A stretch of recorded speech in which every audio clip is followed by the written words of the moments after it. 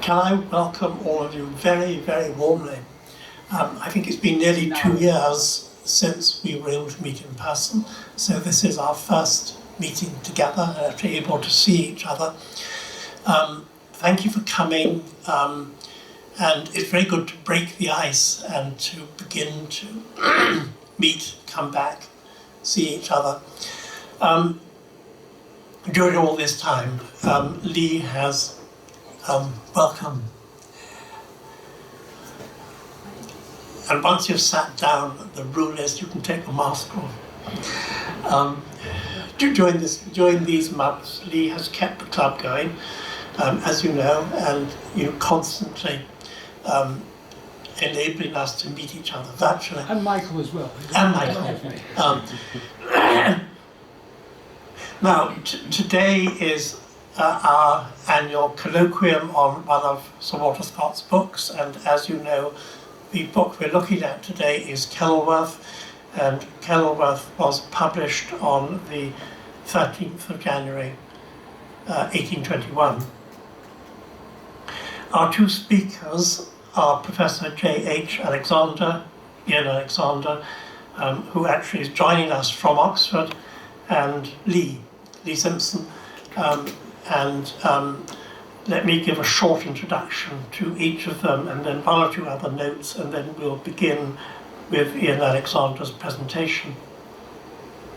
So first about Ian Alexander. Between 1968 until his retirement in 2001, Professor Alexander taught in the English department at the University of Aberdeen, and in fact we were colleagues for part of that time, although I was in divinity. Sir Walter Scott has been the centre of Ian Alexander's research since his BLitt dissertation at Oxford, and that was on the poetry of Sir Walter Scott in the early 1960s. He's produced several studies of Walter Scott, mostly on the poetry, before becoming involved in the huge project of the Edinburgh Edition of the Waverley Novels as one of the general editors. And in fact, he was the volume editor for Kenilworth, so he probably knows more about Kenilworth than anyone in the world. And Kenilworth was one of the first 3 novels to appear in 1993. And Ian Alexander continued to work on the Edinburgh edition right up until the final 2 volumes in 2012. In 2017, he published a more general study inspired by the Edinburgh edition with the title Scott's Books, Reading the Waverley Novels.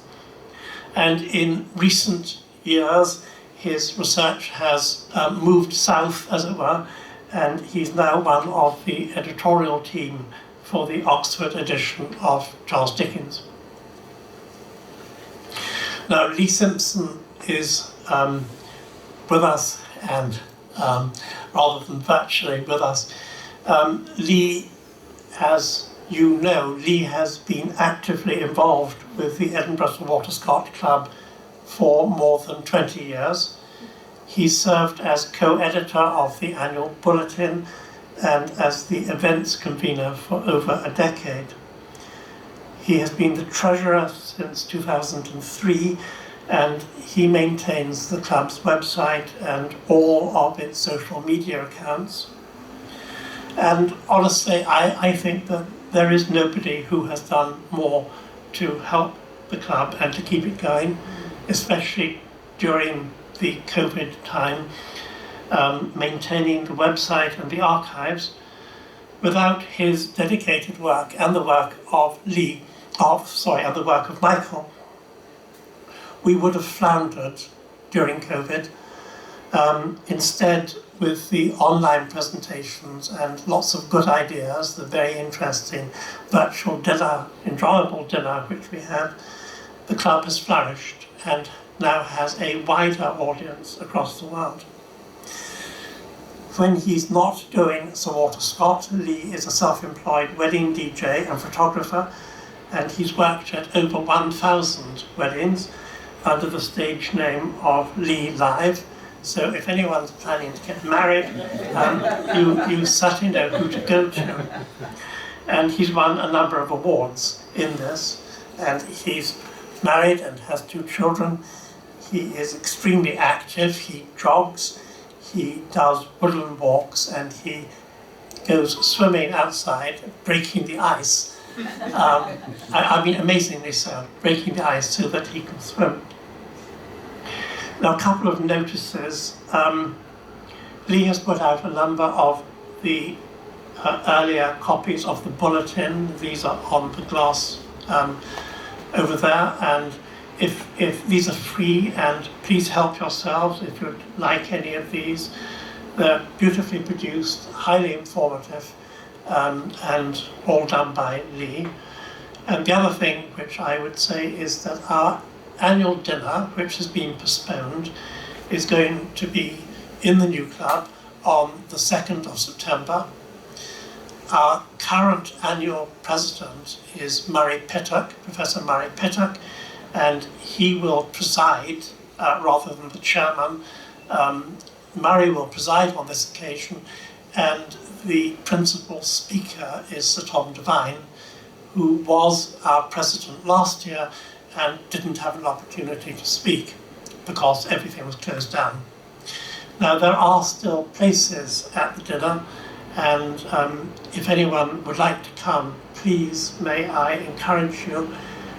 It will be a great opportunity to hear Tom Devine, to hear at least a bit from Murray Pittock. He'll speak later in the year. And so I hope I'll see some of you again then. Can I now hand over to Iain Alexander, who's going to speak to us in Oxford.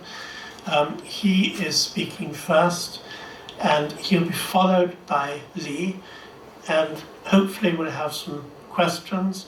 And when you have a question, so that Iain Alexander in Oxford can see you, I'd ask you if you could actually just come up to the microphone, and then you'll be caught on that camera, and he can see you there. All of this thanks to Lee.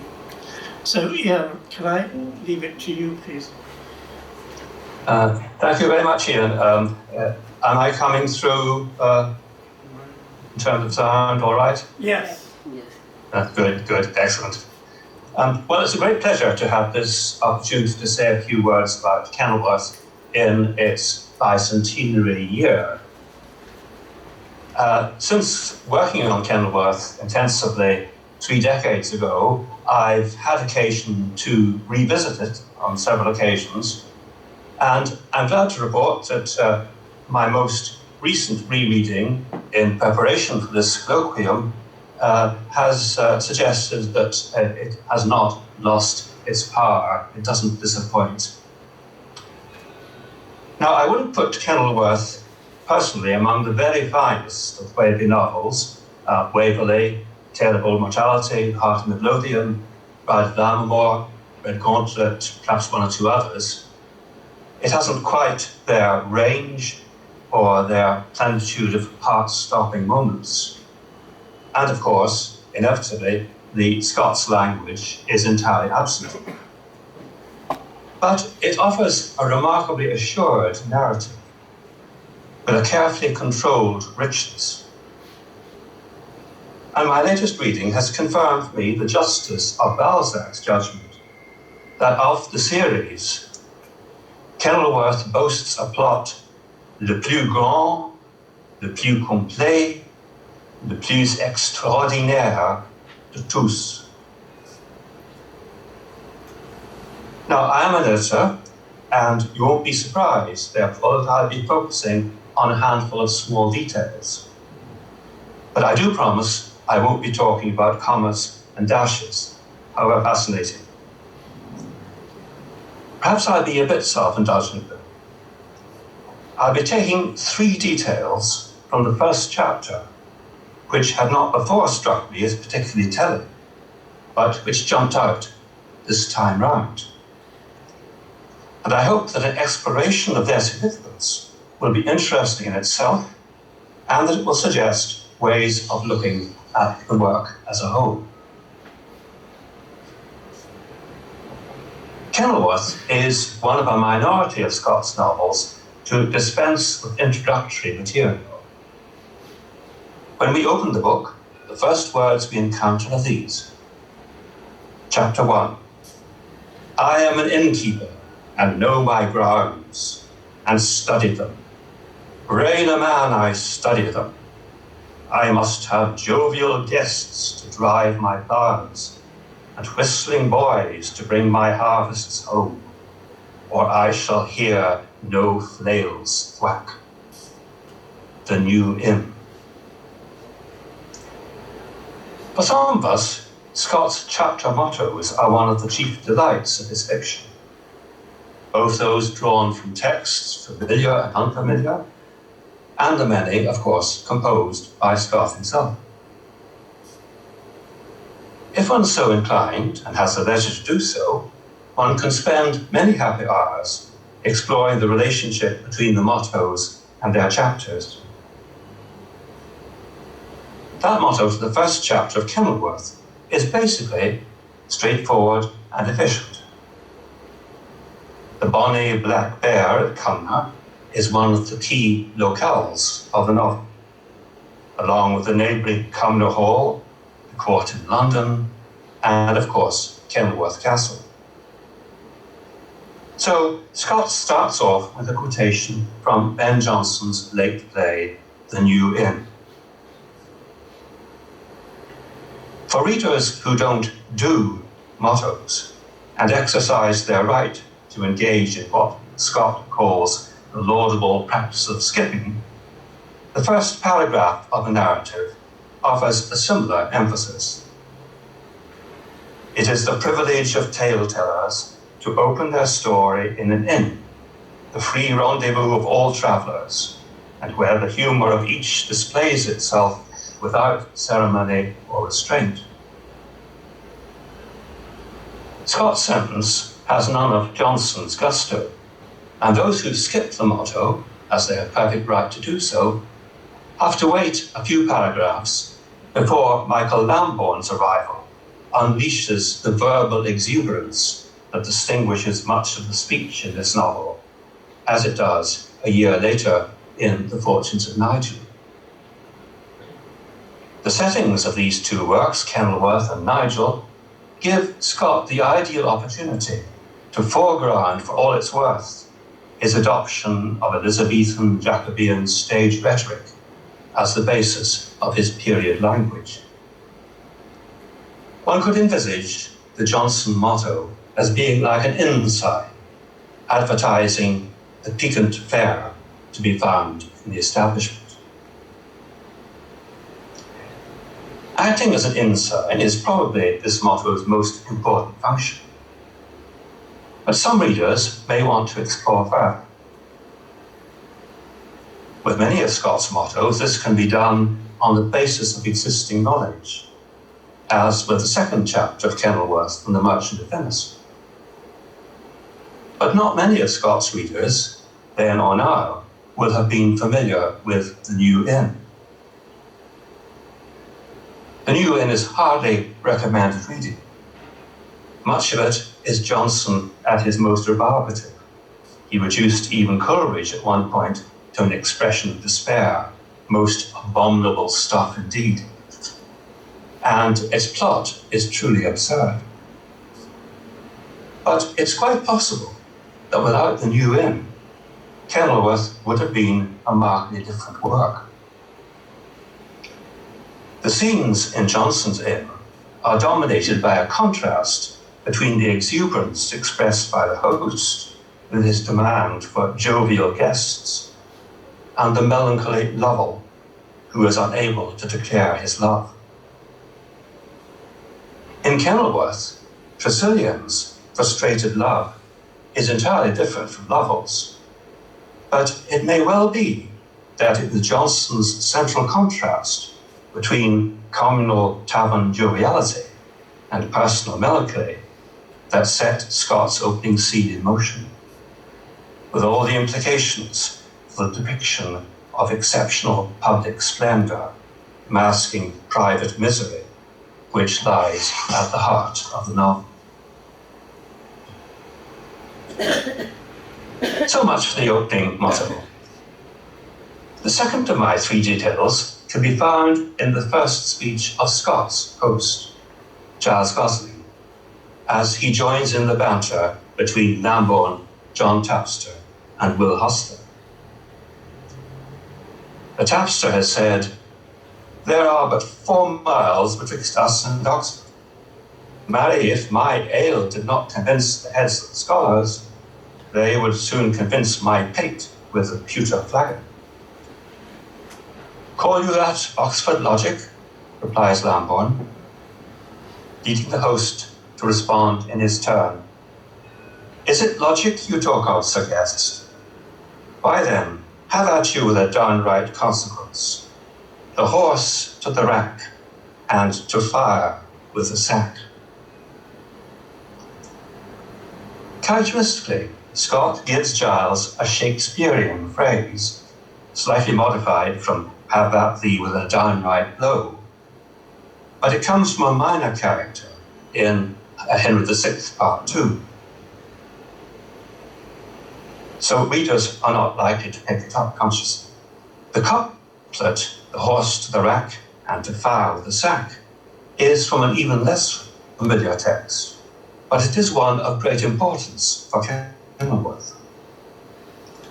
The entertainments at Kenilworth Castle, in the 3rd volume, the grandest party of the Elizabethan age, draw heavily on an account in the form of a published letter by Robert Langham, who is described by his Mond editor as the ex-mercer, ex-traveller, the minor official, musician, dancer, ladies' man, and sturdy drinker.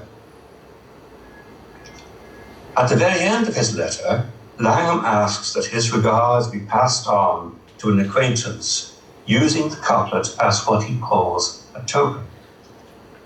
"Set my horse out to the rack, and then let's have a cup of the sack."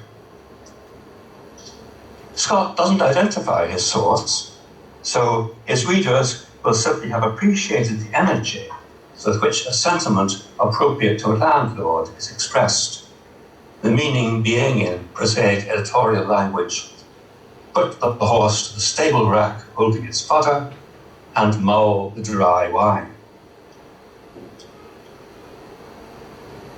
For Scott himself, though, for a few of his original audience, and for those modern readers who may be moved to turn to the relevant explanatory note in the Edinburgh Edition, there's another point to the quotation.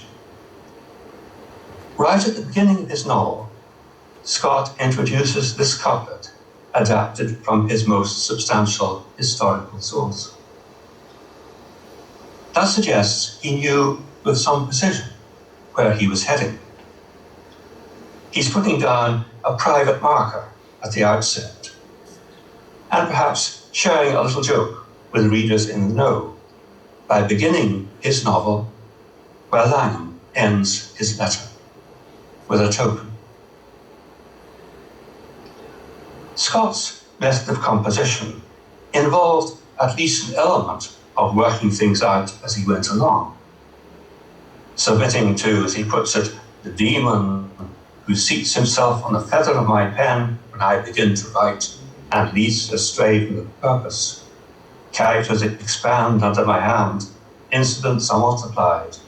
The story lingers while the materials increase. My regular mansion turns out a Gothic anomaly, and the work is complete long before I've attained the point I proposed. That's from the introduction to the Forces of Nigel. And that element of spontaneity, Scott recognized as crucial to his creativity. But he did have an end point in mind, and one suspects that he attained it more often than he admitted, however unexpected some of the twists and turns on the journey. Certainly his manuscripts show little sign of substantial deletions or changes of direction. Kenilworth may be unusually controlled, but it isn't a radical aberration from Scott's normal practice. We can't tell whether, when he introduced the initial quotation, Scott envisaged that Langham, or Lanham as he comes to be called, would appear as a character, the clerk of the council chamber door at the court, and master of the ceremonies at Kenilworth, dominate the final volume. Or whether the idea came to him in the course of composition.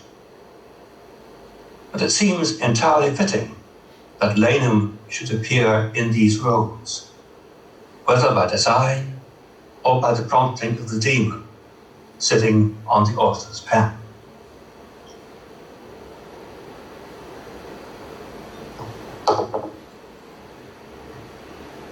Now to my third and final detail.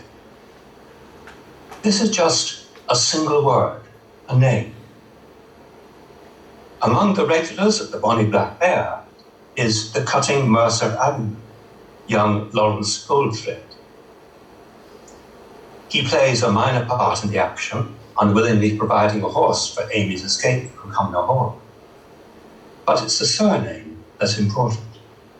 Gold plus thread. Not the least striking feature of Kenilworth is its intricate and almost obsessive imagery. The aspirations and insecurities of the Elizabethan period are embodied in tropes of climbing and falling, voyaging and shipwreck. The characters are constantly likened to birds in flight or in captivity. Where favour, especially court favour, is important, there are many references to masters and servants. The importance of role-playing, of construction of a public self, leads to an emphasis on the splendour of wardrobes, the first of which is bestowed by Leicester on Amy in her enforced solitude, and described minutely by Goldthread with his Mercer's eye, to the frustration of Tressilian, who is inquired about her personal appearance. Lawrence's description refers to gold 3 times, and when Tressilian specifically asks about her complexion, the colour of her hair, her features, he's undeterred. Touching her complexion, answered the mercer, I am not so special certain. But I remarked that her fan has an ivory handle, curiously inlaid. And then again, as to the colour of her hair, why, I cannot warrant, but I can warrant, be its hue what it might, that she wore about it a net of green silk, parcel twisted with gold. No meeting of minds there. That exchange is actually from the second chapter, but when Goldthread made his initial appearance in the first chapter, his first speech was significantly in response to Lambourne's account of the El Dorado, from which Europe derived so much of its wealth. Lambourne says, For the gold, why, sirs, I've been where it grew, and was to be had for the gathering. In the New World have I been, man, the El Dorado, where urchins play at cherry pit with diamonds, and country wenches thread rubies for necklaces instead of rowan tree berries, where the pantiles are made of pure gold, and the paving stones of virgin silver.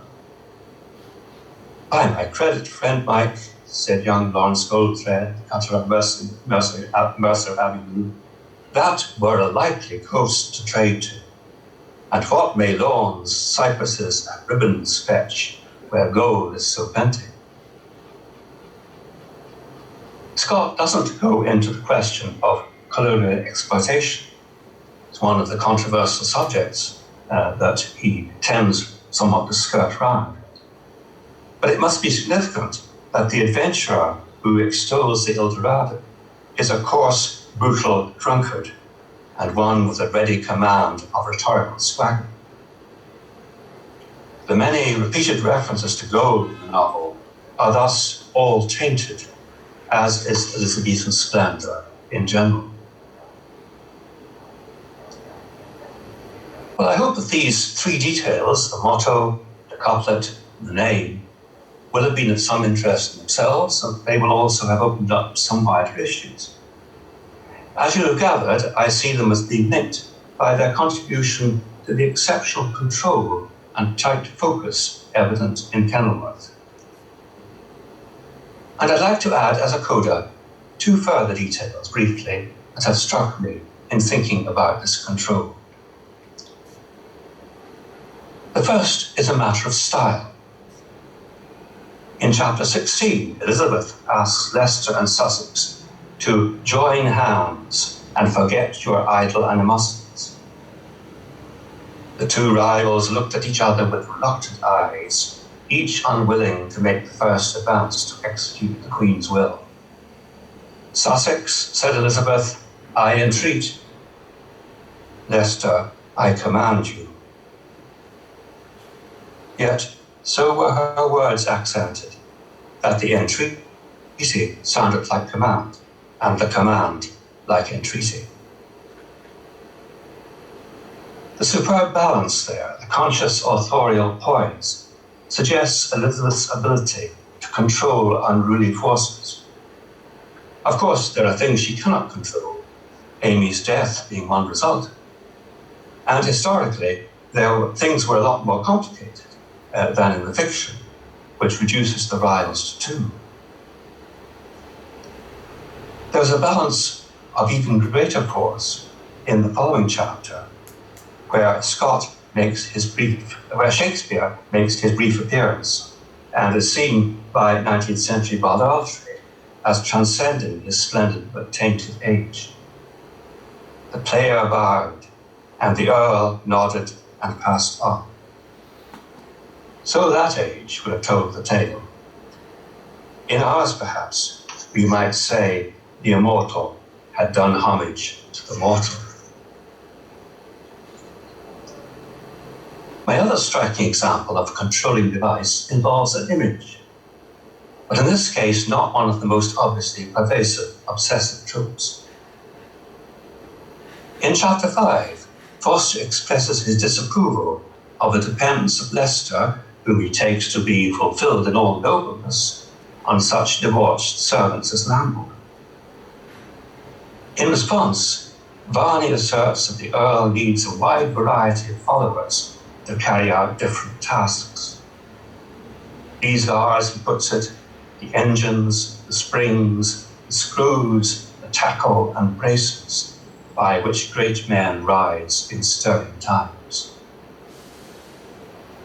That image of temporal advancement involved in the construction and operation of an efficient and remorseless machine stands out as unusual in this novel.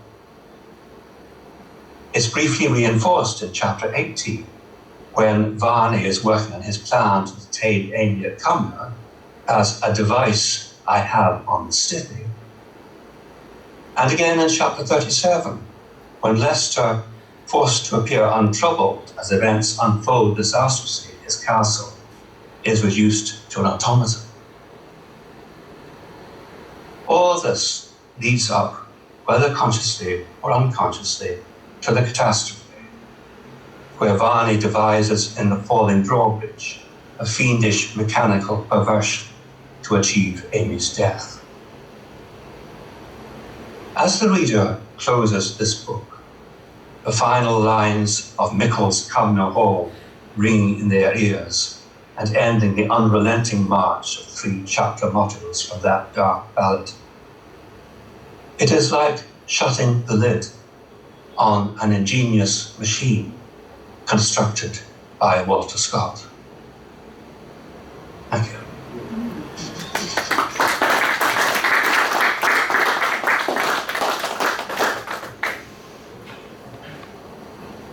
Yeah, thank you very much indeed. I'm very struck in particular by your reference to the tainted splendour, and look forward to coming back to this. Lee, can I ask Lee to come forward now and give his presentation? Please.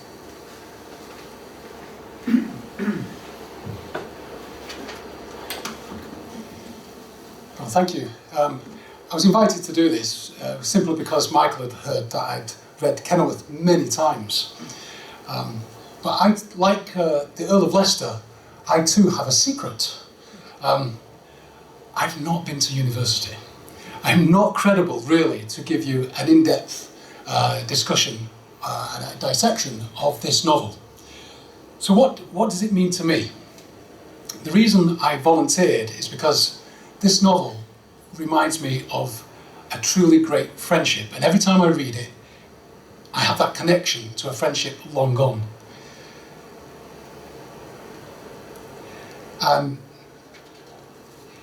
So I need to give you a little bit of the background as to how that came about. As Iain has alluded, I came up to Edinburgh some 25 years ago, and I sought out the Edinburgh Sir Walter Scott Club simply because a mysterious thing occurred when I was working in Manchester that led me to Walter Scott, that I clung to him for dear life. And when I came up to Edinburgh, I sought out the Scott Club, and as you have too, joined and enjoying the club in all its glories. But the secretary at the time, one Fraser Elgin, had heard that I was struggling to complete my collection, and arranged a meeting in this very building. And I was amazed at this man's knowledge and the fact that he had travelled the world so much, that he was fluent in many languages, and he was also amazed at the fact that I was keen on Scott and being so young. So a friendship developed at that time. He hooked me into the club because he saw I was the youngest, and he knew that I would be able to carry the can.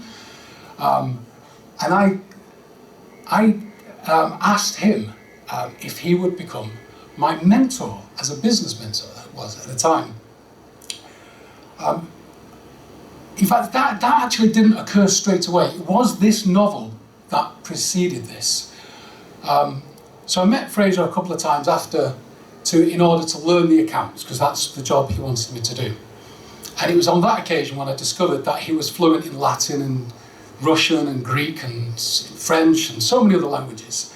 And I said to him, look, I'm really struggling with my edition, because it wasn't the Edinburgh edition, to make sense of the Latin. And he said, right, well, I'll meet up with you.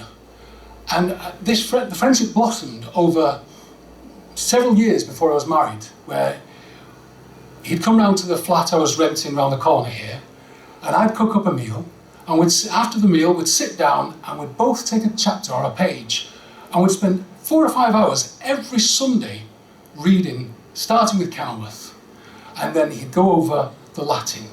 And he thought this would be easy to teach a scoundrel from Salford Latin, but once he discovered that I couldn't even do basic English grammar, we had to scupper that and go back to basics. But that didn't deter him. And he had a drink of water already. And so over the next 16 years until his death, I continued to meet up with Fraser. And even though he had dementia latterly, I was able to read to him, and he kind of appreciated that. But I don't forget the times when, for many years, every day, every Sunday, religiously, we sat and read and enjoyed Kenilworth, and it helped polish my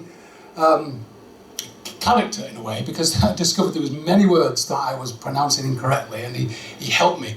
He didn't want me to embarrass myself in public. Turning to the story itself, though, the reason I like it so much, as Iain has already said, is that it doesn't start with a detailed history, which you find you have to get embroiled into before you get to the action. I think Scott may have learnt from the mistakes of his previous novels, because it doesn't go into that detail until he gets to like page 80 in the book, when he gives you the background. So it's great that you've got a novel that hits the ground running and has such a good pace.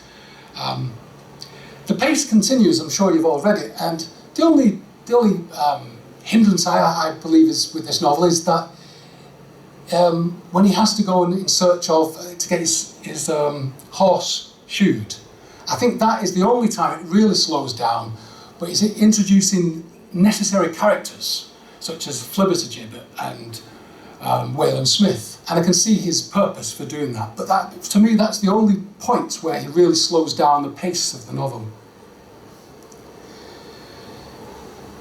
I like it also for the sheer volume of humour.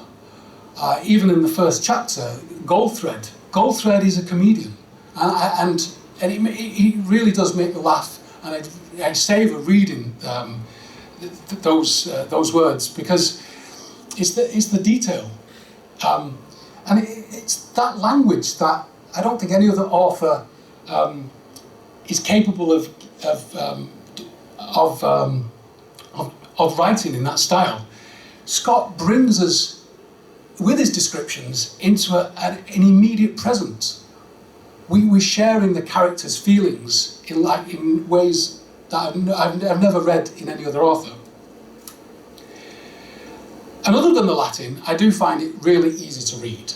And thankfully, with the Edinburgh Edition, I can quickly flick to the back and get to the bits that I don't understand.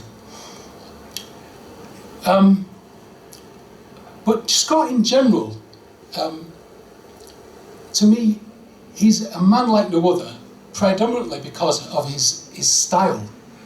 I think if he wasn't an author, I could only imagine that he would be some a psychologist or a gossip columnist. Because if you distill the characters in the ways he does, in fact, I haven't written down any examples because I didn't particularly wish to actually read from the novel. But how does he do it? How can he distill a character so distinctly? He's almost like a gossip, because he'll give you the lowdown on a person in depths in which you would probably even don't know yourself. And it makes me wonder how well Scott knew himself to be able to give a verdict of somebody else in so much detail. So yes, I think he'd make a great psychologist, because I would not like him to look into my soul, because and distill that on paper, because I'm sure I'd be very scared. So yes, it's the style, it's the language, and how it brings us into the present. He's a genius like no other. But also in this book, I think it's definitely the elements of fun he brings into it. And just also quoting from the first chapter, just the style of language here, it says, to quote, I forget his name now, I forgot the landlord, between misreckonings, miscarriages, mistakes and misdemeanours. I just love how he's having fun with words. The play there between mistakes, miscarriages, mistakes and misdemeanours.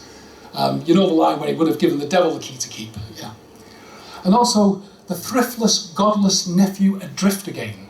He would send his thriftless, godless nephew adrift again. He's having so much fun with this. And what amazes me is that Scott never repeats himself. He's a powerhouse beyond recognition.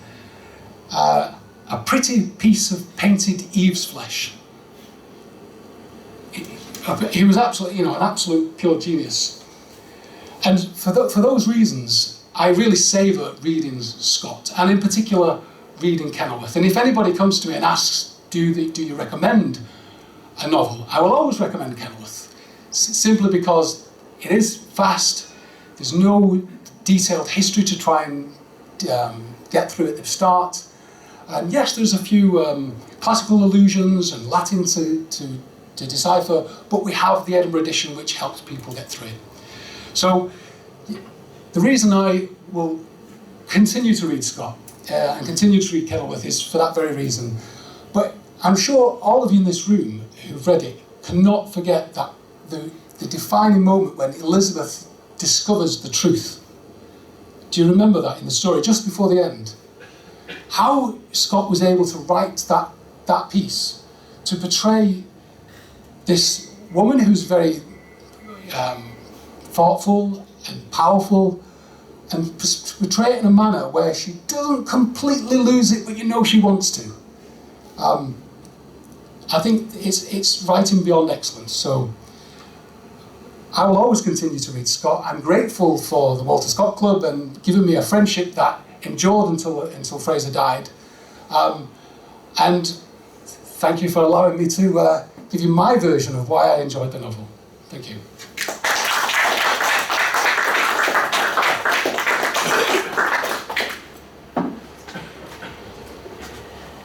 Lee, thank you very much for such a striking, personal and searching reader response to the novel. Thank you.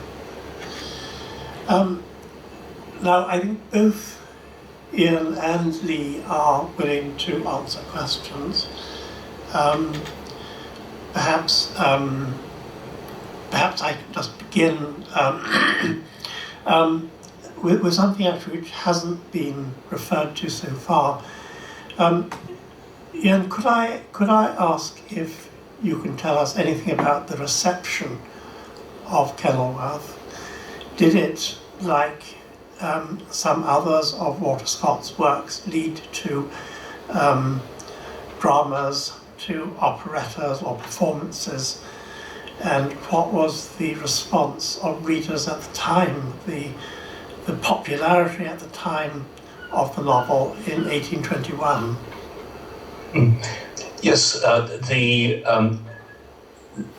standard ways of finding out what the official view, as it were, of Scott's work at the time was, is to look at the reviews, and there were many reviews. There are, I think, probably 25 reviews, perhaps, of Kenilworth, which is fairly standard for the 1820s, and it was favourably received, and in particular the original reviewers, many of them did respond to the sense of direction of the novel, to the sense that it was perhaps more obviously under control than some of the earlier works by Scott, and it was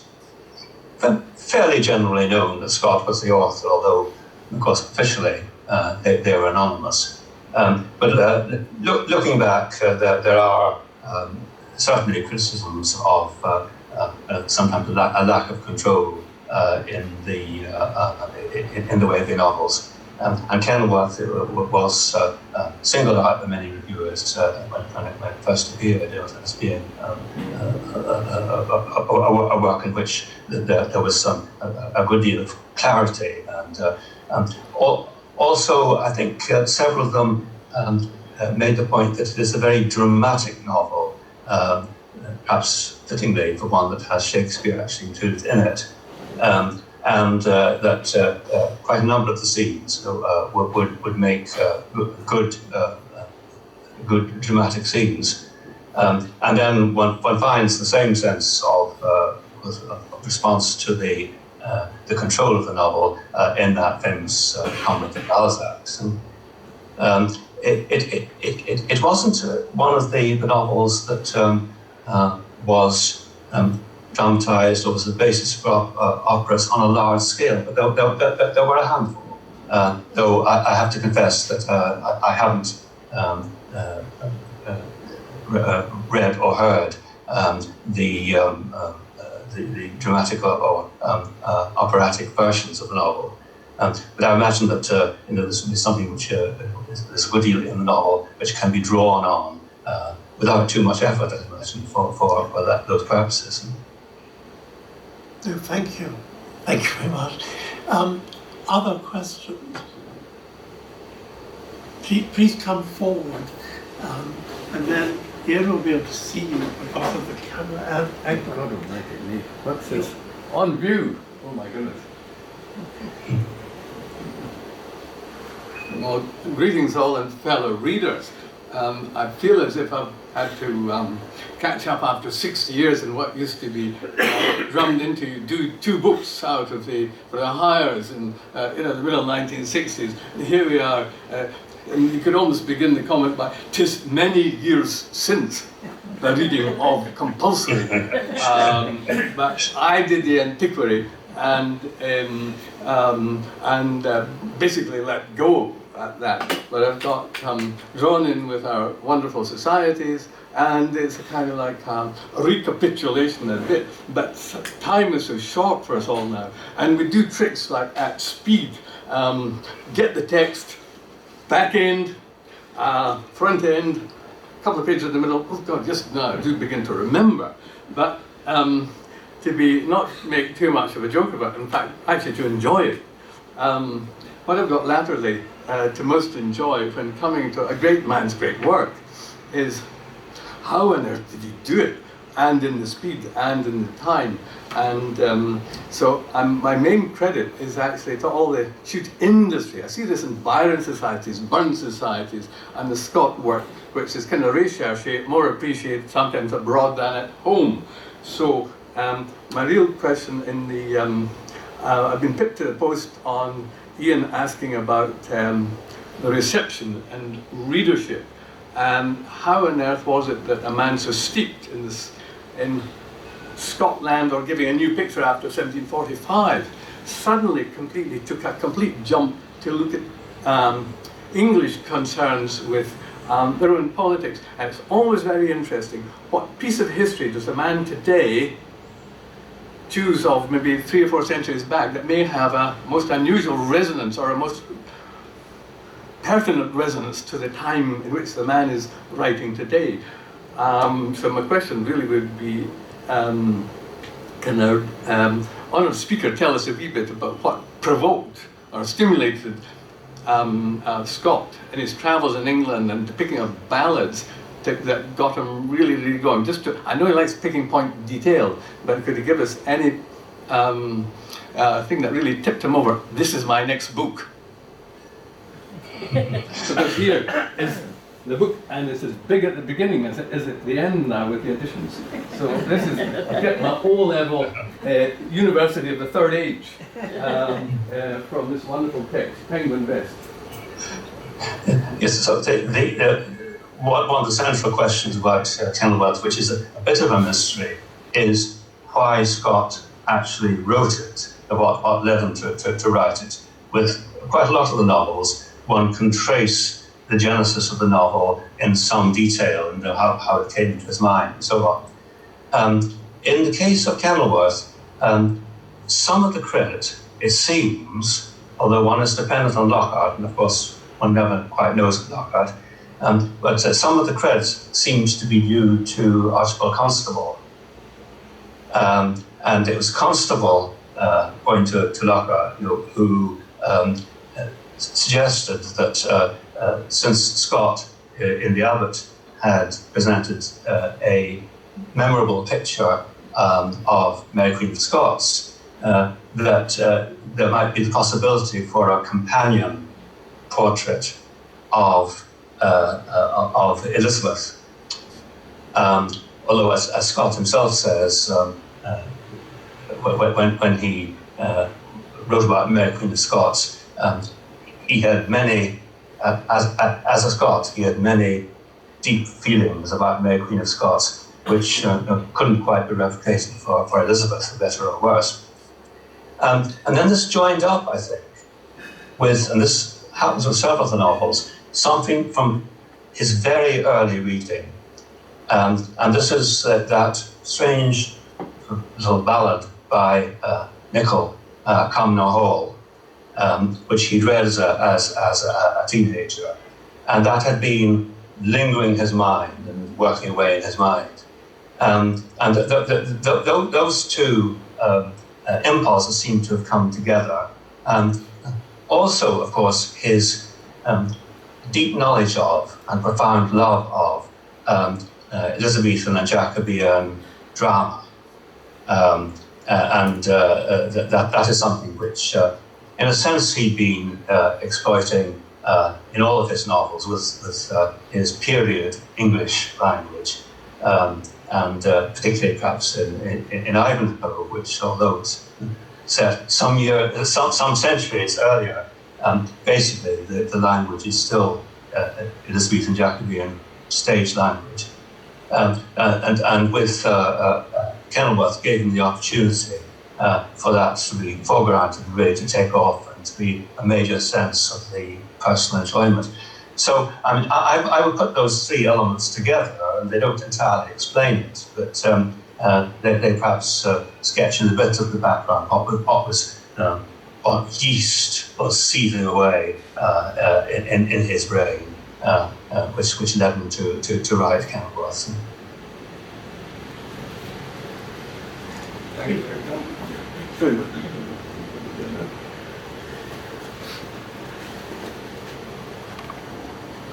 Ian, I actually read it again, and I was surprised how, I couldn't get through it as quickly as I wanted to. It's absolutely packed full of stuff, and linguistic jokes and historical references, street language, the lot. But it did strike me how carefully structured it was, and I've often wondered how Scott managed to structure his novels so carefully, and whether he had planned beforehand, or whether it was his legal training which gave him a sort of mental command of things in a sort of peculiarly structured way. So that's my sort of question to you, Ian, and if I could be indulgent, one for Lee as well. Getting to the end, I could see all the things, pressures piling up on Lester himself. It was very, I think you used the word psychological, but very psychologically convincing, the pressure that this man is under, extreme pressure. But the character of Varney, I couldn't understand why he did away with Amy in the end. Perhaps I was rushing too much to get to the end in time for this meeting. But it did seem like Iago in Shakespeare, motiveless malignity at work, rather than...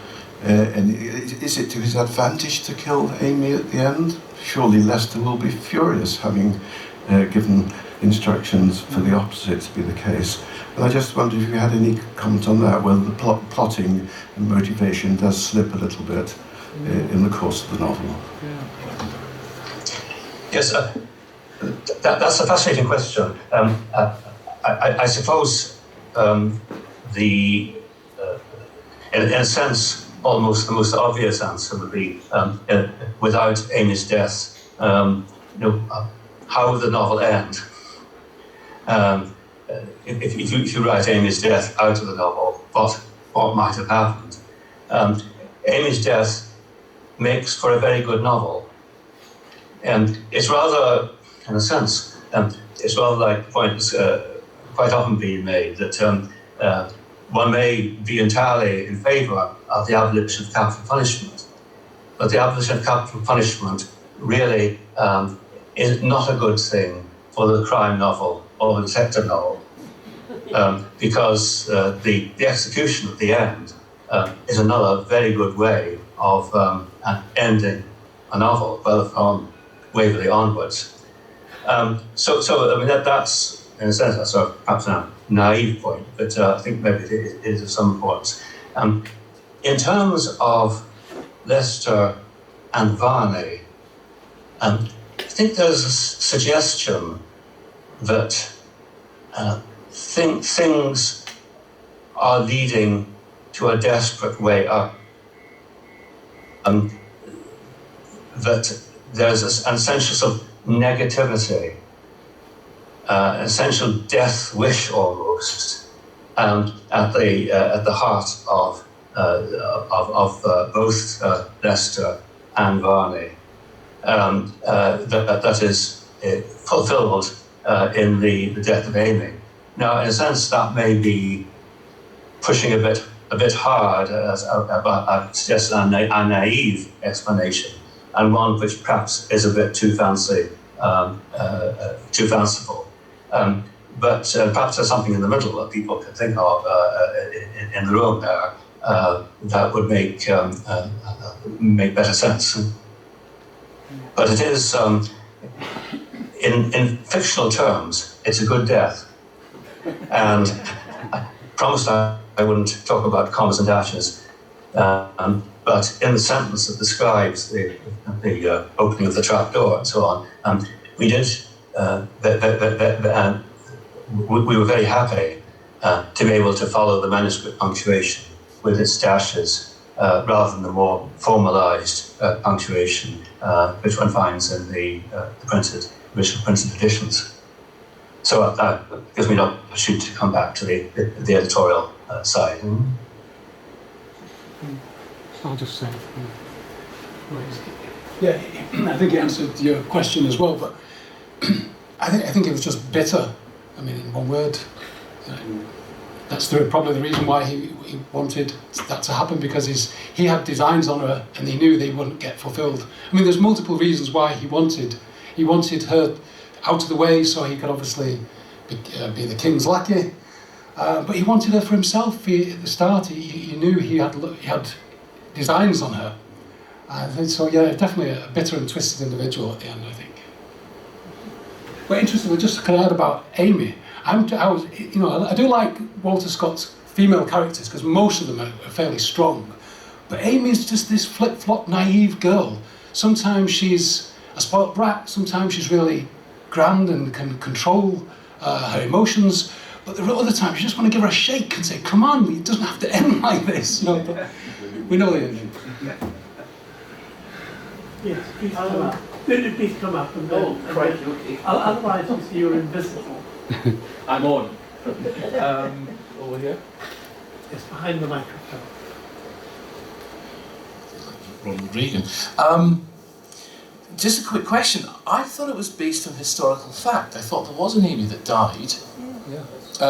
And it just loosely is obviously the fiction around it. Is that correct? No, I'm completely confused otherwise. It is, yes. Is that right?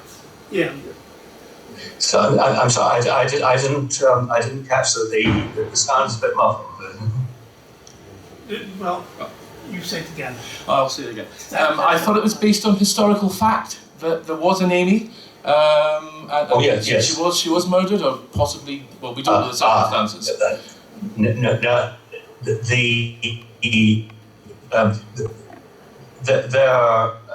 The exact. It's based on historical fact. Yes.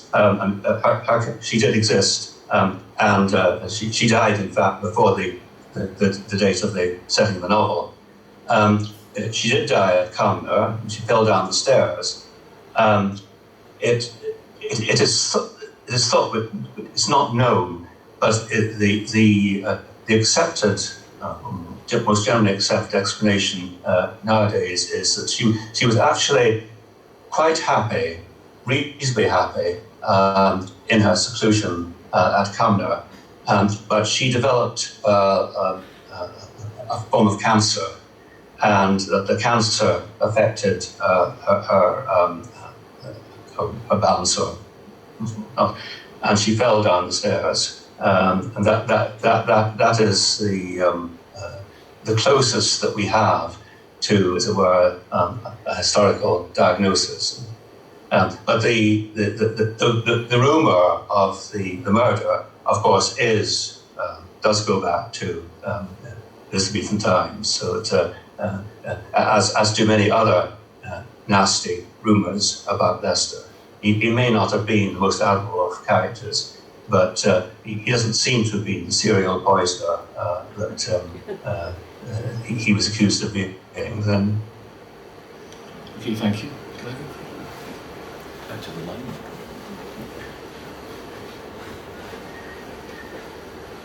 Actually, this has been a very lively discussion, and I'm extremely grateful both to Iain and to Lee. I rather suspect that in terms of the new club's dynamics, the sandwiches are cooling. And I know that Kath has very kindly agreed to give a vote of thanks. So, Kath, would you mind if I asked if you could come up and thank our speakers? Okay.